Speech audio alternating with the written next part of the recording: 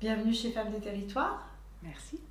Alors on se connaît un peu Nadia parce que je crois que tu as déjà développé une première activité qui s'appelle les règles du jeu. Mais nous avons des nouveautés pour 2024. Absolument. Super. Alors 2024, nous allons pouvoir tester les réflexes archaïques. Oui. Est-ce que tu peux nous parler de cette nouvelle activité et surtout du diplôme que tu as eu? Félicitations. Merci. Pour cette pratique. Oui, alors je suis nouvellement certifiée en tant que praticienne en intégration des réflexes archaïques.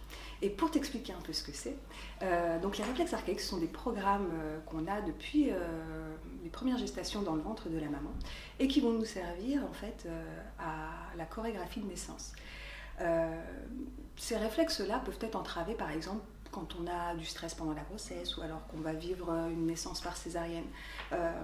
Parfois certains réflexes peuvent ne pas émerger ou alors justement ils sont là alors qu'en fait ils devraient être rentrés au placard. Et si ces réflexes donc, ne sont pas bien rangés au placard, ça peut en fait créer des difficultés dans nos schèmes et de l'insécurité en fait au niveau de notre système. D'accord. Alors on connaît, enfin en tout cas en tant que maman, on connaît bien ce test du pédiatre qui prend notre enfant pour voir si le réflexe de la marche est là. Absolument. Mais en dehors de ce réflexe qu'on connaît pour avoir été maman, je pense qu'il y a plein d'autres réflexes qu'on n'identifie pas. Est-ce que tu peux nous en parler? Alors il y a de nombreux réflexes que l'on peut tester. Tu parles de réflexe de la marche testé par le pédiatre. Effectivement, les pédiatres testent les réflexes à la naissance, ce qui permet en fait de connaître un peu le niveau de maturité du système nerveux du bébé. Donc tu me parles du réflexe de la marche. Il y a aussi le réflexe d'agrippement où en fait on va passer la main, le doigt dans la main du bébé et le bébé va serrer. D'ailleurs on remarque que si on met le doigt dans la main du bébé, il serre tellement fort qu'on peut même réussir à le soulever. Le réflexe de Moro aussi, qui fait que le bébé, lorsqu'on va le poser dans le lit, va avoir un mouvement comme ça en arrière. Donc tout ça, ce sont des réflexes, ce sont des mouvements incontrôlés. Et en fait, ces réflexes vont se développer tout au long de la première année de vie. Et si certains justement ne sont pas bien intégrés, ça peut créer en fait une insécurité au niveau du système et au niveau des troubles ça peut créer aussi des troubles de l'apprentissage, de l'anxiété, des phobies, un manque de concentration. On peut remarquer certains enfants qui ont des réflexes non intégrés, comme par exemple lorsqu'ils sont en classe, ils vont tout le temps être en train de gigoter.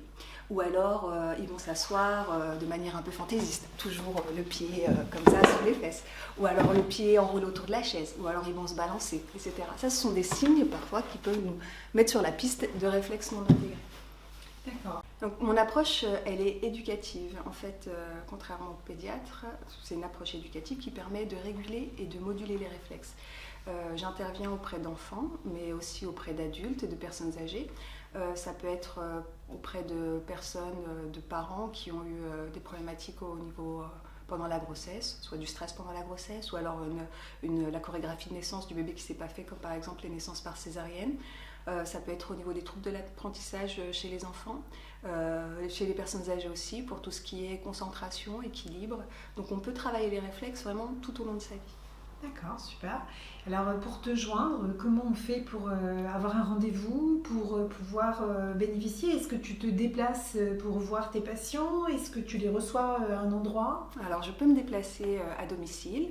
Je vais recevoir en cabinet prochainement. Je communiquerai l'adresse et les modalités. Et aussi on peut me joindre sur ma page Facebook Nadia Zmirli.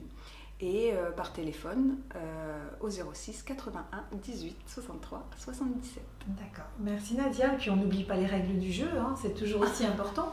Et les belles culottes de règles. Absolument. Voilà, merci Nadia, Merci. à bientôt.